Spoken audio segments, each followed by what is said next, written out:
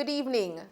The country recorded 37 new COVID-19 cases yesterday and one death, bringing the infection total to 50,757 and total deaths to 1,131.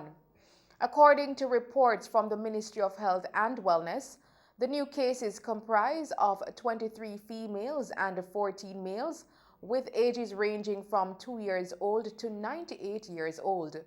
These cases were recorded in Westmoreland 11, Hanover 7, St. James 5, St. Elizabeth and Kingston and St. Andrew 4 each, St. Catherine 3, Manchester 2 and Clarendon 1. Dead is a 70-year-old male from Kingston and St. Andrew. Jamaica had 1,029 recoveries, bringing the total number of recoveries to 40,029, resulting in 9,237 active cases. Currently, 92 people are hospitalized, 10 of which are critically ill, while 27 are moderately ill. Dozens of disgruntled residents, motor vehicle owners, and taxi operators within the St. James West Central Division and other adjoining communities staged a major roadblock this morning in protest over poor road conditions. The residents took to the streets as early as 6 a.m. and blocked over 15 miles of roadway with the use of large stones, huge tree trunks, old motor tires, old furniture, appliances, and other objects. They claim that the government has promised to fix the roadway for a while now, but recently they only carried out work on the Tucker Main Road. One resident laments that as taxpayers they are yet to see their tax dollars put to good use.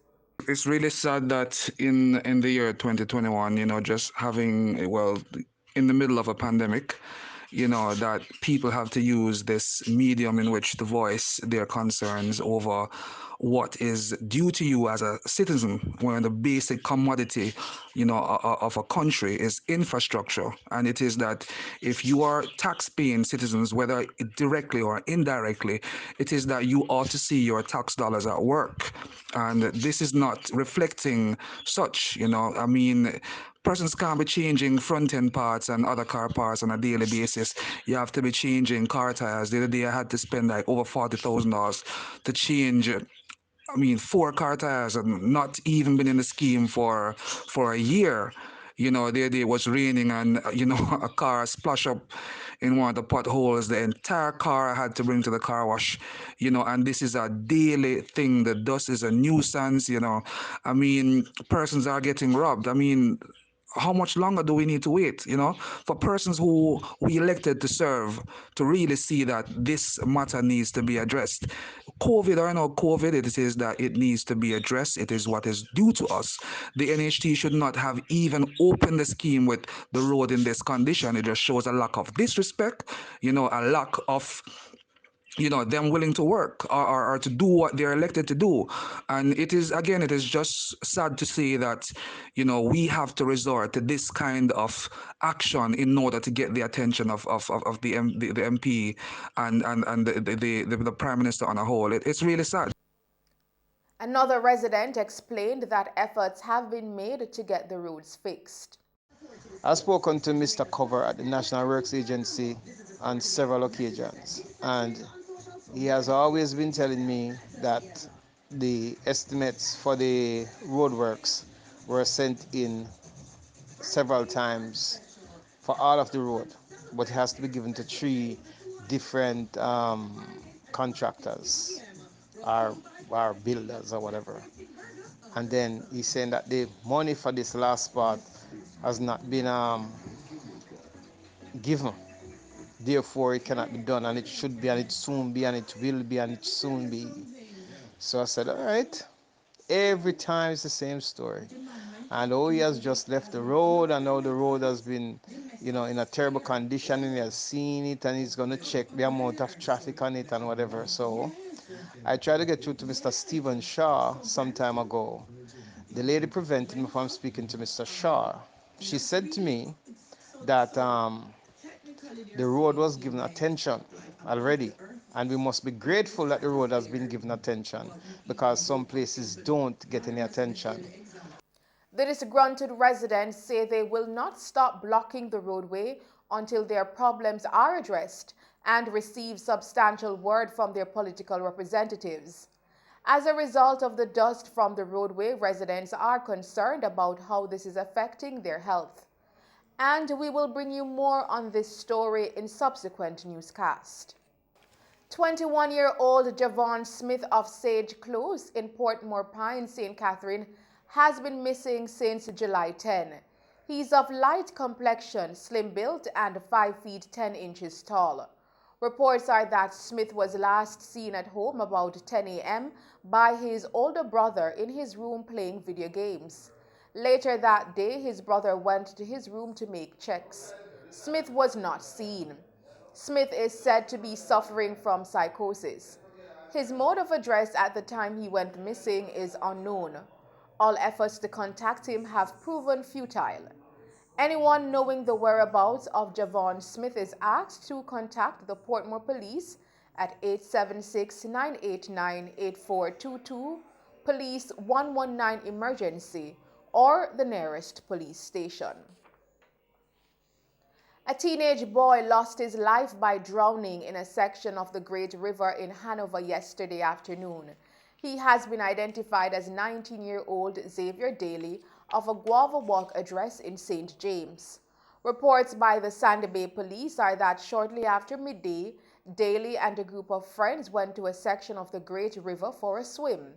The boys were reportedly walking in the vicinity of the river, which houses the Great River Water Treatment Plant, when Daly fell into the water and got carried away. An alarm was raised and a search party was later formed by local divers and the Jamaica Defense Force JDF Marines into late evening. Early this morning, another search was conducted and Daly's body was recovered. The Adelphi Police Station in St. James was declared officially opened in a formal ceremony on Friday. Here is Colleen May with more on this story. During the official opening of the Adelphi Police Station in St. James on Friday, Major General Anthony Anderson underscored the significance of a police station and what it signifies to the communities it serves. Police station should be a place of refuge and look like it. It should be a beacon within a community. When you drive through after being on some roads, winding roads, and you find a square, it's quite appropriate that there be a police station there. And it looks like a police station and stands out. And of course, be a home for the police officers that work at the station and feel this sense of ownership of not just the station and the station building, but ownership of the safety of the people in the community and their well-being. What's probably most important that I say today is that the police station is a JCF station, but it really belongs to the community.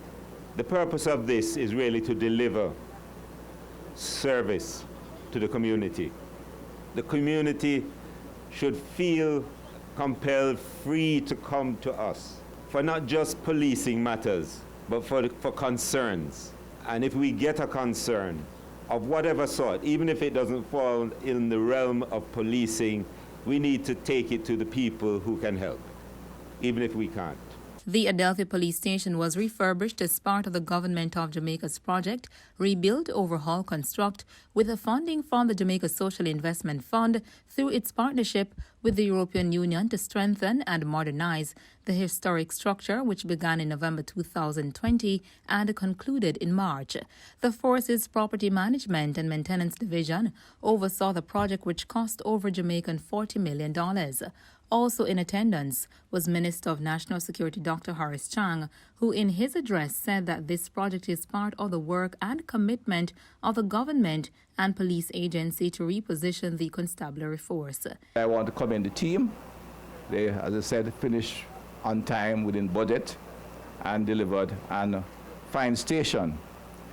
The rehabilitation station is a part of the commitment of the government and the work of the commissioner, and the entire agency to reposition the constabulary force and to ensure they are provided with the kind of facilities that they can work in with a level of comfort, but also receive community members who seek to deal with the police in an area that is, would say in customer service term, user-friendly, and is also fit for purpose in that when you go into the station, whether it's a complaint or because of post-attack or seeking assistance, you feel comfortable approaching the station, not only in terms of the work of the officers, but the character of the station. Edmund Bartlett, who was in attendance as Member of Parliament for St. James East Central, pointed out the importance of preserving the history and safety of the community. The development of Adelphi is foremost in our minds. We've been talking about this development for a while. We've looked at what kind of structures and what arrangements are necessary to create this community into the township and to restore the glory of its former years. Because Adelphi, it must be recalled, was the first capital of St. James. And that the MLC, the member of the Legislative Council, those of you of my vintage will recall that acronym, MLC, Mr. Lowe, was from right here in Adelphi. And that the first set of free villages that were created after emancipation were right here in these parts. You know, there was content, there was goodwill, there was Adelphi, there was Blyston.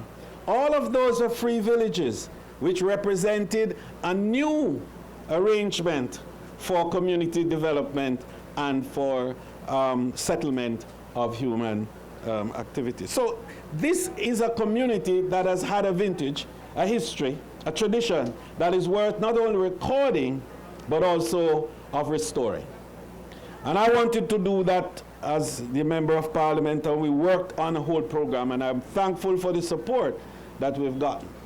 So we have refurbished the police station, and I'm going to talk with the Minister of Justice because the courthouse was here, and we have to go all the way to Montego Bay for justice. So we want to bring back justice to Adelphi. Reporting for Mello TV News, I'm Colleen May. Thanks, Colleen. Meanwhile, Minister of National Security, Deputy Prime Minister Dr. Horace Chang, says downtown Kingston is one of Jamaica's largest commercial districts and has been at a disadvantage because of criminal acts from the surrounding communities. Here is Caroline Johnson with more on this story.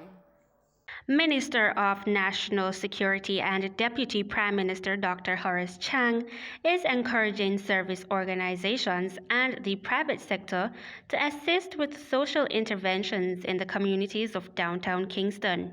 The minister, who was speaking at the installation ceremony for the incoming President Vivek Miller and Board of Directors 2021 to 22 of the Rotary Club of downtown Kingston, noted that downtown Kingston is one of Jamaica's largest commercial districts and has been at a disadvantage because of criminal acts from the surrounding communities, and redirecting social initiatives in the challenging areas is an investment that the ministry is making.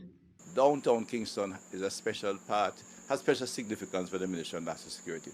But it's really well established in Jamaican society that the Rotary Club is a reputable institution, a service club par excellence, and a long-standing partner in advancing national development imperatives. For decades, the various chapters across the island have provided social and educational solutions to the lives, to assist the lives of Jamaicans, especially those who live in challenging communities. I wish to acknowledge and commend these initiatives and your continued efforts to support Jamaica's drive to become the place to live, work, raise families, and I want to add, to retire. This afternoon installations ceremony presents us with a welcome occasion to consider how the Rotary Club of downtown Kingston and Rotary Club in general could align these projects with some of the things that we seek to do in the area of national security. Government's investment intervention within these communities that we work together jointly in, especially in the downtown district. I'm aware that the projects are undertaken by the Rotary Club of downtown Kingston are not limited to the communities of downtown Kingston. However, there is tremendous potential for partnership to bring meaningful changes to the area to restore hope to the residents of downtown Kingston. In addition, Dr. Chang said the ministry has a clear hold and build strategy, such as the Zones of Special Operations, ZOSAs, that will remove gangs from communities and replace them with the police force to bring about social transformation. Downtown Kingston is the largest commercial business district in Jamaica, and some would argue that it is the largest district of this kind in the Caribbean. Downtown is a cultural melting pot, the birthplace of reggae, a voice that is now heard globally, and many popular artistic expressions across, which is taking Jamaica's name across the globe. It is home to the seventh largest natural harbor in the world and houses much of Jamaican political, architectural, and developmental history. Downtown Kingston was and still remains a pillar of the Jamaican identity. Even so, rampant criminal gang activity and social and infrastructural decay have characterized downtown Kingston for too long. Indeed, the partnership is a theme of whatever ministries, as we have redirected our social initiatives in these challenging areas and the area in which you work and operate and can work. Plan Secure Jamaica is the government strategic program which has been underway since 2016-17. Some of that is what we call City Security Plan, which is where we seek partnership with the wider community. Reporting for Mello TV News, I'm Carol Dean Johnson. Thanks, Caroline. In other news, the Jamaica Constabulary Force JCF is reporting that Siobhan Adams, otherwise called Xavier, who was featured on our Wanted Wednesdays campaign on June 16, on their Wanted Wednesdays campaign on June 16, has been captured.